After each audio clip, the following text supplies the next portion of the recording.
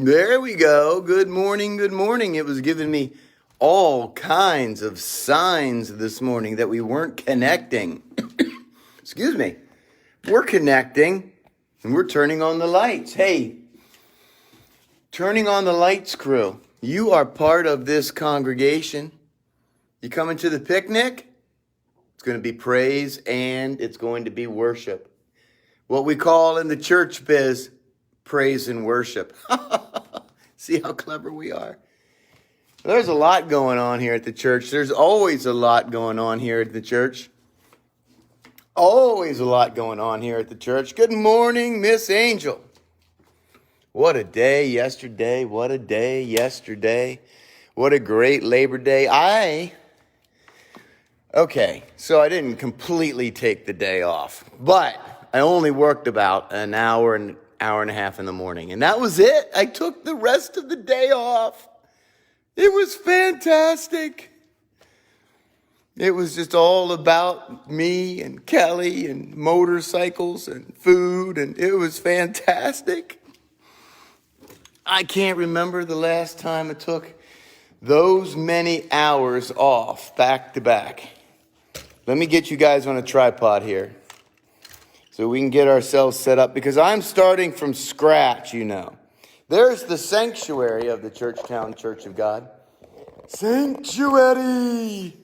We talk about that. It was part of my writing last week. Sanctuary. Now I'm over here getting a chair, setting up the real fancy studio. You would think after 5 years, nearly five years of doing this, like I'd have a studio. Maybe we'd have a separate building by now, like the Churchtown Broadcasting Network. Oh, CBN. I think that's already taken. Something like that, brothers and sisters. Something like that. If you were with us in Churchtown, or you tuned in, you saw a couple of funny things. I guess they were funny. Good morning, Barry. Everybody check in with us. Angel. Logan, good morning, my brother. Good morning, good morning. April, good morning, everybody. Check in with us. Let us know how you're doing. There's my big face. But two funny things happened. Excuse me. How do I get a hair? Hi, Brady. How's everybody doing? Fantastic. Last week was nuts. I mean, how many hurricanes? It's just crazy. What a crazy cycle. And that's what prevented from coming back on even Friday morning. Sick grandkids I ended up with, and I'm not complaining in the least. Good morning, Debbie. Good morning, Mary.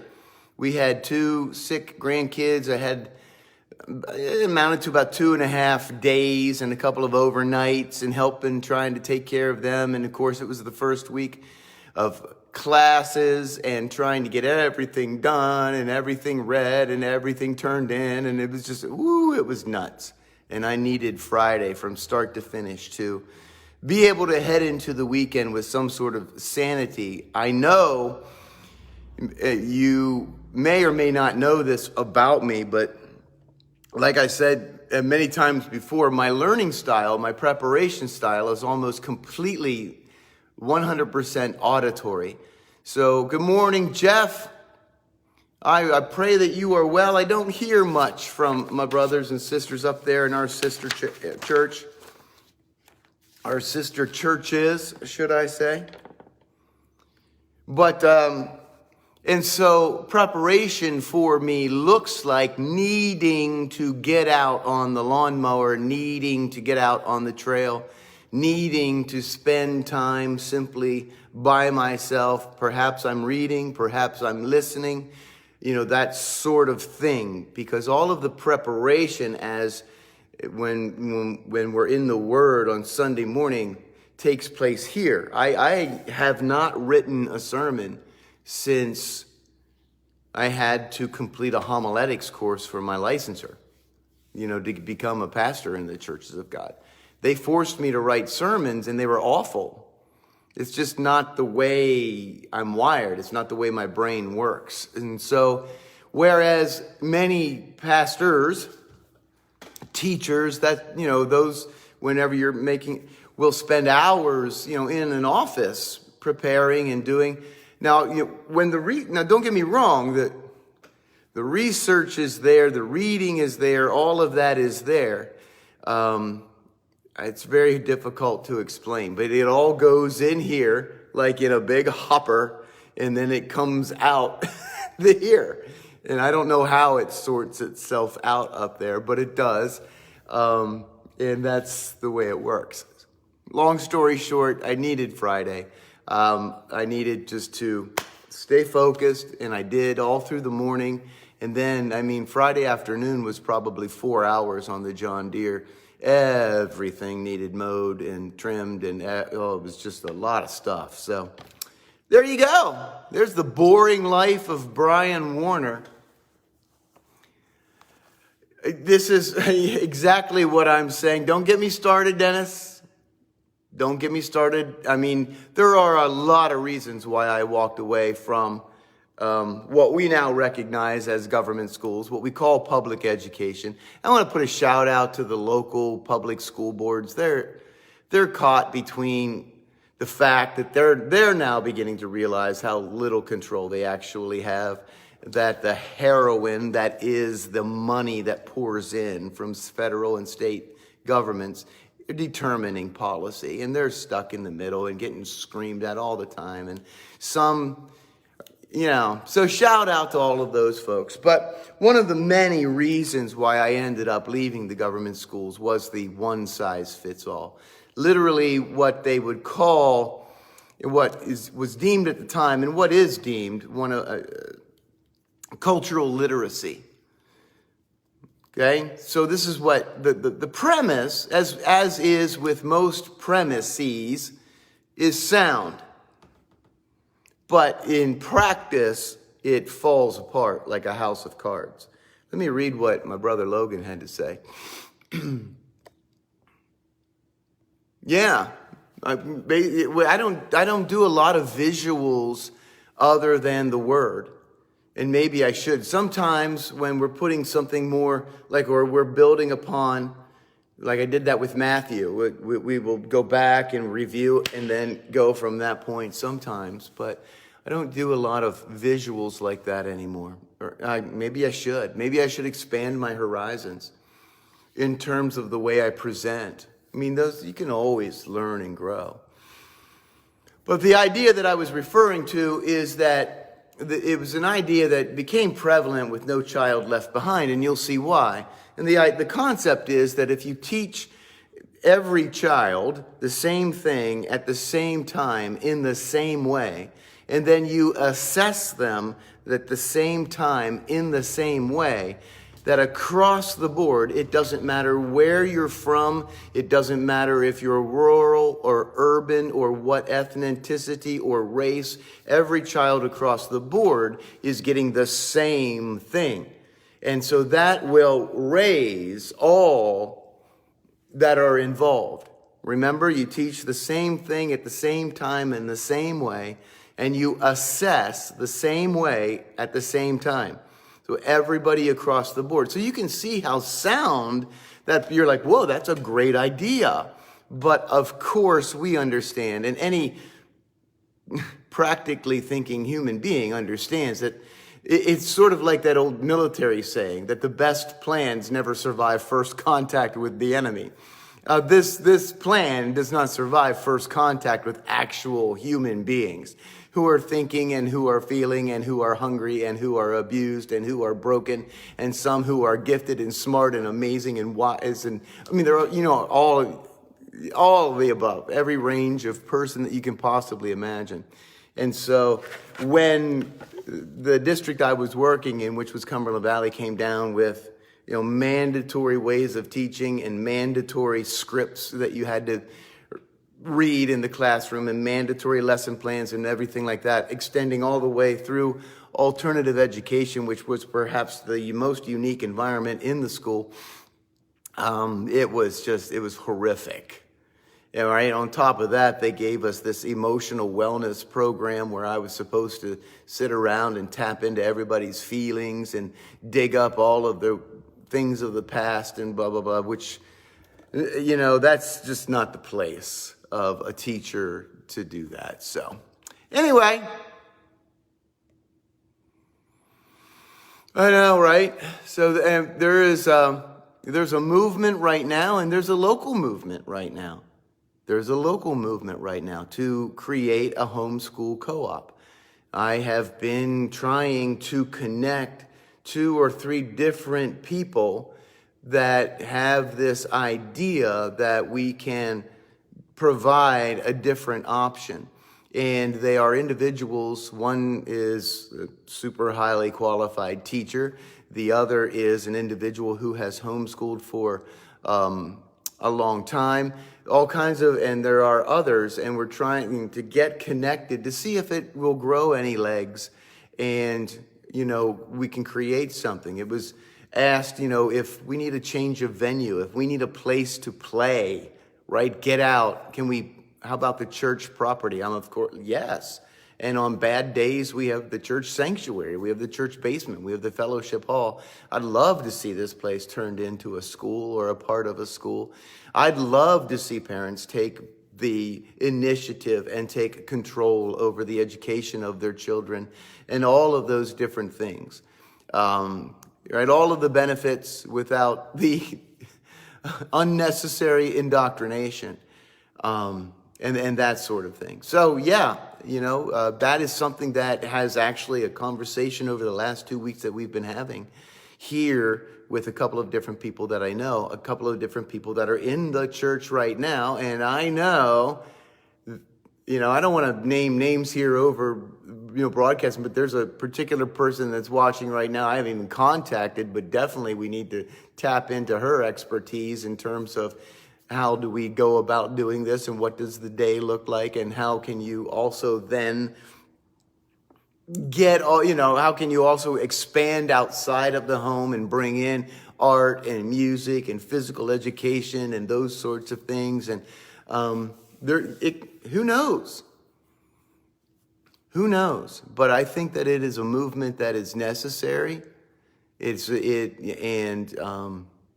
we'll see. Right now, it's so small that it's not rubbing the government the wrong way, but we shall see. And, what would happen. I don't know what is required of a church to do that. All I said was, if you need to, we've got 3.5, 4 acres out there, that if you want to change a venue and you want to sit under the pavilion and you want to play kickball in the yard, feel free. And if you need to change a venue, or if you get too large for a single home or rotating through homes, we can pencil in times here that you can spend time here. We've got a big old board and a projector, and we've got what we've got. And I'm supportive of the idea, but the idea, again, is going to take an awful lot of legwork, and co-ops like that have been done in the past, especially now when you can combine cyber technology with that and all of the different classwork. And then you can combine the sort of internet technology that can connect disparate homeschool classrooms together under one teacher. So for example, if I want to, I'm still certified in English and social studies and all of these different things. I could help with this co-op without having to travel to a variety of different places, that sort of thing. So, yeah. See? So there are all kinds of choices now that weren't available even at the beginning of homeschooling, which I don't know if there was a beginning, so to speak. It's always been a thing, but you know what I'm saying. And you can choose. You say, no, that we've tried that doesn't really work very well, or whatever the case may be, and we can mix and match what does work and how effective it is work, because you talk about things like modality, and you talk about It's not necessarily a question of learning styles I've learned over the years, but it really truly is a question of modality. Like I just shared with you, I'm almost purely auditory. I'm the kid that will sit in the classroom and just go like this. And you'll think that I'm not engaged. You'll think, but at the end of the class, at the end of a 3-hour class, I can almost repeat verbatim, beginning with hour 1, going through hour 3. And still, I will take notes throughout, and my notes look like big ideas, and then that big idea will trigger things inside my head. So that's the way that we understand that. Because if you just go with one modality, look at me talking all this stuff. Do you guys really want to hear this? But at any rate, if you just go all cyber, that singular modality isn't going to address all of the different needs, and let's use the term learning styles, which I don't like, but that's a whole different conversation. But it doesn't address the way people need to learn. When you looked inside my alternative education class, this is one of the things that I got called to the carpet for. Getting one of the big wig administrators down into the classroom. And there's my classroom, and there are multimodalities happening at the same time. Now it's a thing. Now people want multimodality. Now teachers coming out of college are taught, hey, you got to do 17 different things at the same time because you've got to address everybody and their learning styles, which is, it's the wrong way to look at it. But that's a conversation for another time. But the multimodality of teaching is something that is very, very important. Recognizing that you don't do it just for the sake of doing it. You don't do unnecessary things. But part of the common denominator in alternative education is not that those kids were dumb, that they were low IQ. It's that they were very smart, very high IQ. But all of their environment, they chose to use that IQ for various different reasons. Maybe perhaps running an in-school drug ring, something of those nature. And it's like, whoa, I mean, this is amazing, like what you've done here. If you could do this as an actual legit small business, you could be rich, right? I mean, and not have to run from the law. So those sorts of things. But one of the straws that broke the camel's back was they had an old.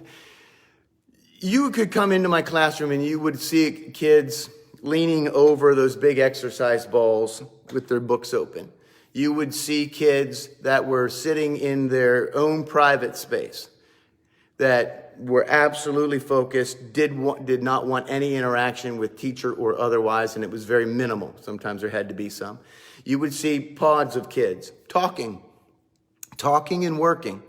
Then I got this old stepping machine from the when they redid one of their many gyms there, and I got this old stepping machine. And so here I am. I'm sort of teaching a history lesson for those, right? Some are doing it on their own. Some are engaged with the actual lesson I'm teaching. And here's a kid on the stepping machine. He's got one earbud in, listening to music. He's stepping on the stepping machine, and he's got his history book open, and he's engaged.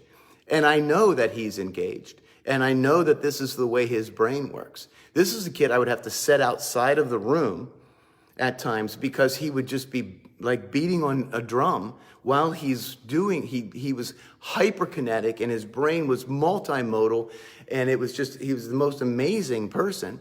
And so when the administrator walked in, they're like, this is not what a classroom looks like. This is a zoo. This is a gymnasium. This is whatever this is. It's a joke. I'm like, you've never taught, have you?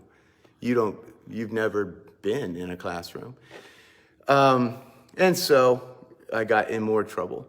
But, I didn't change, and I wouldn't change. And that's why we came to loggerheads, and I couldn't get with the program. I was told to get with the program so many times. Just get with the program. And here's the thing. We talked about the addictive nature of money. I mean, here's the thing. When you talk about teaching, and this is no commentary whatsoever on the profession, the vocation, whatever you want to call it, but it's a good job. And the money comes in and the benefits come in, and you become very secure in that. And that hammer was held over my head so many times. Like, we will take this away from you. Get with the program. You have a great job. Here's your money. Here's your benefits. Now get with the program. What don't you get about this? Who in the world is going to rebel against your salary and that benefits? Well, it's just not the way I'm wired. And so it didn't work out, shall we say. And there were extenuating circumstances, if you want to call them extenuating circumstances, as I was being called, literally, spiritually called to a different milieu, a different venue, a different adventure, and that is preaching the gospel. So, I had no idea where today was going to go. None. But here we are talking education and talking about, if we want to be able to do that, you can. There are ways that you can begin. And I know Dennis, can I just say some names? You guys won't get mad, all right? Dennis and Angel, and I know Xavier, and all homeschooling, all understanding. I've got a library upstairs of history books, a library of literature. I mean, we've got resources everywhere. Why not?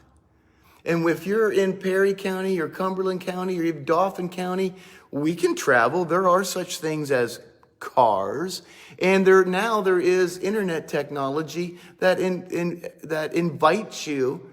It's not the same. It's not creating community and all of those things, but it invites you. It empowers you to learn together at least. I mean, when we got together for my first doctoral class last Monday night, not yesterday, but the week before, there was a person in Germany and there was a person in Jamaica, and there were people all over the United States, Texas and Wisconsin and Pennsylvania and Florida, all over Ohio. And we got together for that limited, there's only so much that you can do, and there's only a certain modality in which you can teach, but it's a limited time, and it is an empowering venture. So I'm just saying, we can do things. You can do things. And I'm not going to be I have lots of experience in teaching and otherwise, but I'm not going to be on the point of that spear. I'm not the tip of that spear. I will absolutely, and as I have spoken to these two individuals now in the past 2 weeks, absolutely, whatever I have up here or whatever can be made available in terms of a physical plant, absolutely. It's super important. So there you go. There you go.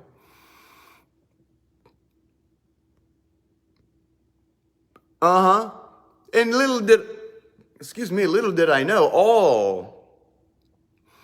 all of the teaching that I did in the regular classroom, all of the coaching that I did, moving me to alternative education. I don't know if I've ever told you that story, but when I went to Carlisle, I went in and I had moved from Boiling Springs and doing substitute teaching and coaching their 9th grade football team.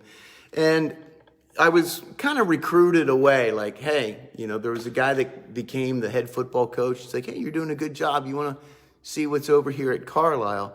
So I went over there and I took over their freshman program, and I started long-term subbing there in the English department. And I must have been doing okay, but the long-term sub positions ran out, and they said, look, right now, at that point in time, they had a cutting-edge program, alternative education, which was 2 single-wide trailers parked outside of the school. And the whole concept was to keep them there for the state minimum time, 11:30, I think it was, and then get them out. Now, ideally, they would leave and they would go to a job, but the school didn't care. These were the troublemakers of the school. They didn't care what we taught, how we taught, if we taught. keep them there, make it legal, and get them out. The first few years of my experience, see what happened was they're like, if you can stick it out 1 year in the trailer, that's what they called them. At East Pennsboro, they had an alternative education program in the basement. And so you can understand the terminology. If you take a kid and you say you're out in the trailer, you take a kid and you say you're in the basement. I mean, that right off the bat, that program's not exactly focused on success. Get to the basement and stay there. You may never come out. Go to the trailer and stay there. You may never come out. We will bring your lunch to you, whatever the case may be. So it was awful. It was awful. But they said if you can stick it out 1 year in the trailer, maybe something will shake loose in the English department. And I spent 15 years then developing and growing. My master's of education has a specialization in alternative education, the first of its kind offered by Lock Haven University. They asked me if I would help develop that. And so we did lots of interviews and lots of interactions and what was going on and how we were changing the program and what it meant. And then I went through the program and was one of the first to receive that degree. So it was quite a journey. Quite a journey. And little did I know, like I said, that was the ministry preparation. That was and not just because of the depravity of man, and we are all alternative ed students in God's eyes. Am I not right? But because of the absolute diversity with which I had to operate, the people, the age ranges, the types of people, and the things that I had to do, interacting with hierarchy and interacting with all of those things, was just amazing preparation. And then when that ran its course, like alternative ed isn't really a thing anymore in public education. There are now alternative schools, and they are for-profit schools for the most part, and they do a pretty good job, some better than others and all of that. But that pushed it out of keeping those students in-house. And they're like, you're one for the alternative school. And I can only hope that they think differently than prison, because that everybody just thought that I should run it like a prison. And nobody could believe that I was actually trying to help people and grow people. And maybe, and it worked and it didn't work. I mean, they're people. But my goodness gracious, bring them in, lock them down, beat them over the head, send them home. That's not education. That's something else, but it's not education. Yep. So that was the case back then. Now, the first few years of my time in alternative education, which we're talking early to mid, I would say 93 to 96, 97. The laws, before No Child Left Behind, let's put it that way. Before No Child Left Behind, 16 years of age, if you had a job, and I believe it was 24 and a half hours a week or something crazy like that, then you could, with your parents' permission, sign yourself out of school. But you had to have your parents' signatures, and you had to have at least a part-time job. You could quit school. At the age of 17, all bets were off. The school no longer needed no parent's signature. You did not even have to choose to quit school. So the first few years of my time in alternative education, you think this what I said before broke your heart, Angel, at least 6 times over the course of 2 years. On a child's 17th birthday, the principal walked into the room, the trailer, with the paper, signed it, slapped it in front of the kid and said, "Get out." And that's the way it used to work. Whether the kid wanted to or not, whether the kid was making any progress in alternative education or not, whether the kid had straight A's or straight F's or whatever the case may be, if that principal didn't like them or the reputation of that child preceded, right? Didn't matter. Gone. And I just had to sit there like, goodbye. So that's the way it used to be. So there are things that have changed for the better. We have to give kids a shot right now. It sounds a shame that when we talk about the way schools work, we're forced to give kids a shot now. Like, we should be doing that. But, so yeah. And that made it so. And I thought, well, then, like I said, with No Child Left Behind came a myriad of changes, and some of them good and some of them bad. But the overall concept that we have to do better, I appreciated that.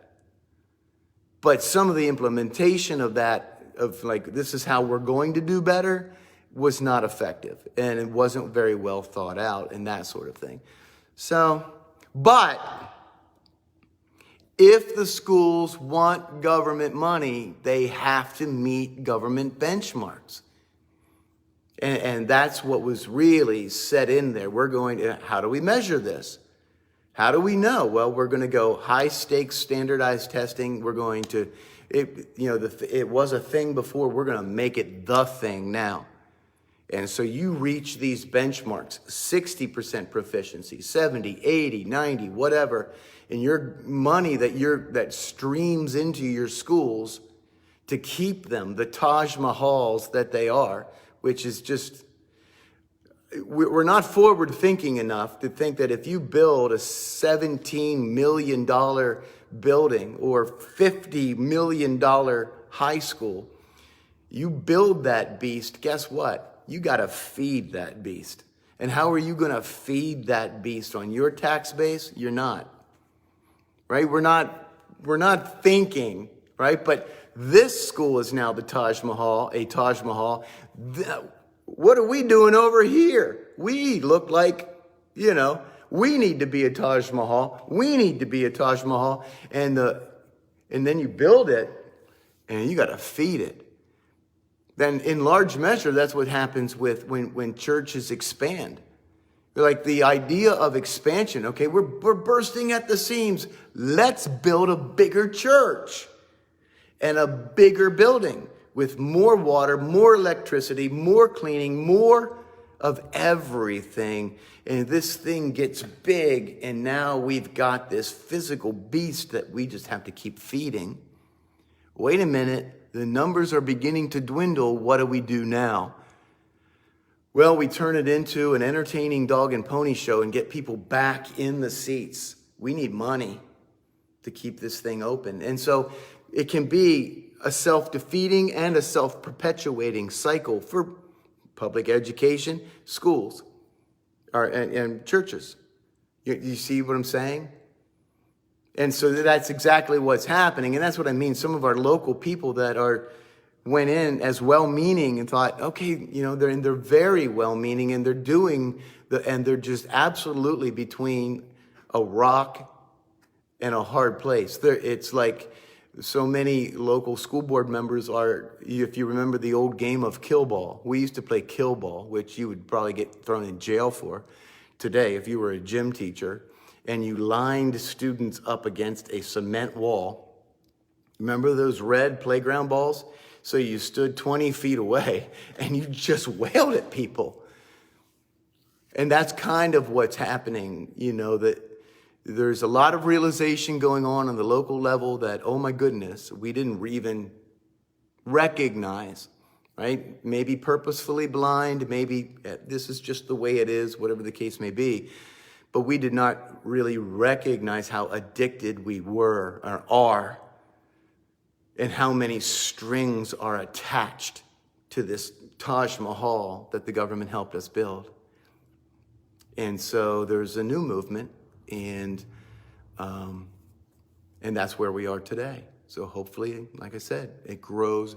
Dodgeball, Rosie, is when you're like in a gym and you have open space. We had a guy we had Scott Shank, God rest his soul. A lot of my coaching style was based off of Scott Shank. And he was our gym teacher. And he had us, especially his ball players, play kill ball. There's no open space. He would take us outside. Good heavens, you would get arrested today. And we would line up against the wall. Like there's no space. You're shoulder to shoulder. And then you have whipping the ball at you. And we called it kill ball. Dodgeball, bring on dodgeball. Right? There's room to maneuver in dodgeball. There's not a lot of room to maneuver in kill ball. So, good stuff, everybody. There's